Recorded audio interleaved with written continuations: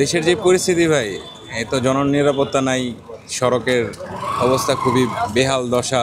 সব কথা বলতে গেলে একেবারেই সবাই খারাপ আছে, যার যার অবস্থান থেকে কেউই ভালো নেই। এখন ভাই সর্বপ্রথম হচ্ছে মানুষের নিরাপত্তা নাই। এখন মানুষ কামাই রোজগার করেও মানুষ তিনবেলা খেতে পারতেছে না ঠিকমতো, নিরাপত্তাহীনতায় ভুগতেছে। বা এই যে রাস্তায় বেরোচ্ছে, অতিরিক্ত অটো বেড়ে গেছে, প্রায় ঢাকা শহর কোথায় চলা যায় না, যেখানে যেতেছি কেউ না কেউ গাড়িতে লাগা দিতেছে, যদি প্রতিবাদ করতে যাই উল্টা খারাপ ব্যবহার করতেছে। সবচেয়ে বড় কথা কি ভাই, 5 আগস্টের আগে কী ছিল আর এখন কী ছিল, এই মুহূর্তে তো মানে কোনো দিক দিয়ে ভালো নাই। হ্যাঁ, আগেই ভালো ছিল যেমন দেখা যায় আর কি। এই তো আমরা 14 মাসে দেখতেছি কতটুকু ভালো করতে পারলো। আমরা তো খুব তার কাছে ভালো আশা করে সবাই বসাইছিল তাকে, কিন্তু এখন তো দিন যাইতেছে আর সংখ্যা বাড়তেছে।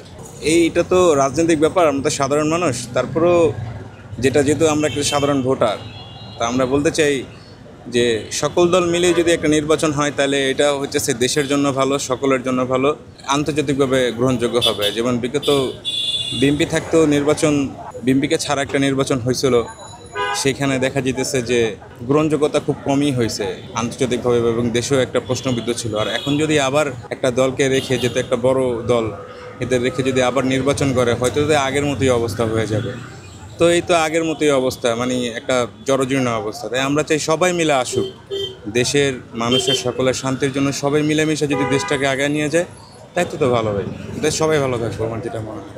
14 মাসে, এই বিগত 14 মাস তো খুব একটা মানে অনেক কিছু এক্সপেক্ট ছিল প্রত্যেক জনের কাছ থেকে, ভালো কিছু আশা ছিল, কিন্তু ভালো কিছুই দেখতেছি না। আমরা আরও ভালো চাই।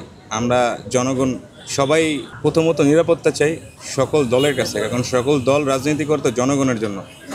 জনগণ যদি ভালো না থাকে তাহলে তো রাজনীতিবিদের কোনো মূল্য হয় না। তারা নিজেদের পকেট ভারী করতেছে, নিজেদের ছেলে মেয়েদের সারা বিশ্বে বড় বড় জায়গায় পড়াইতেছে, বা নিজেরা ভালো খাচ্ছে, ভালো পড়তেছে, কিন্তু সবাই বলতেছে যে জনগণের রাজনীতি করে। কিন্তু আমরা বাস্তব সাধারণ মানুষ একটু বলতে পারি যে আমরা তো জনগণ ভালো নাই, তাহলে তারা কার জন্য রাজনীতি করে? তো আমরা চাই যে সকল দলমত নির্বিশেষে একটি শান্তির বাংলাদেশ তৈরি করার জন্য, সবাইকে মিলেমিশে একসাথে কাজ করার জন্য, এবং দেশে শান্তির বিরাজমান করার জন্য সকলে ভেদাভেদ ভুলে সুন্দরভাবে একটা নির্বাচন করুক। সবাই ভোট, একটা সঠিক ভোট দেখ, যে আমার ভোটটা আমি দিছি এবং এটা সঠিক ফলাফলটা দরকার, এইটার মনিটরিং দরকার, এবং স্বচ্ছতাভাবে যেমন জনগণের প্রত্যাশিত একজন ম্যান্ডেট বাংলাদেশে আনুক।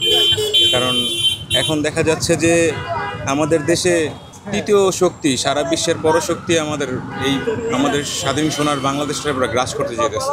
আর এটা একমাত্র রাজনৈতিক শূন্যতার জন্য। যদি একটি জনগণের প্রত্যেকিত নির্বাচিত একটা ভোটের সরকার হয়, তাহলে এই সকল সংকট কাটায় দেশটা সুন্দর জায়গায় একটা পৌঁছাবে আমার মনে হয়। আর এটা তো আমাদের এই দেশটা তো সকলের।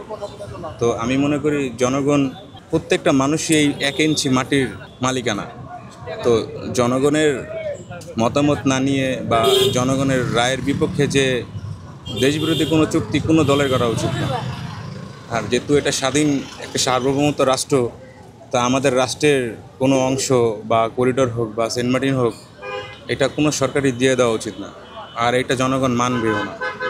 তাই এটা যেহেতু আমাদের সার্বভৌমত্ব, তাই আমি মনে করি যে দেশের 1 ইঞ্চি মাটিকে রক্ষা করার দায়িত্ব এই দেশের সরকারের, এবং জনগণের মতামত নিয়েই সর্বোচ্চভাবে সব কিছু করা প্রয়োজন।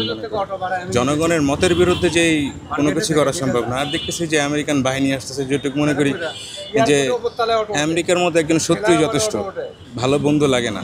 তো সবার সাথেই বন্ধুত্ব প্রয়োজন, কিন্তু নিজের স্বার্থ, নিজের দেশের স্বার্থ জলাঞ্জলি দিয়ে কারোর সাথে আপনার বন্ধুত্ব করার কোনো মানে হয় না, আমি যেটুকু মনে করি।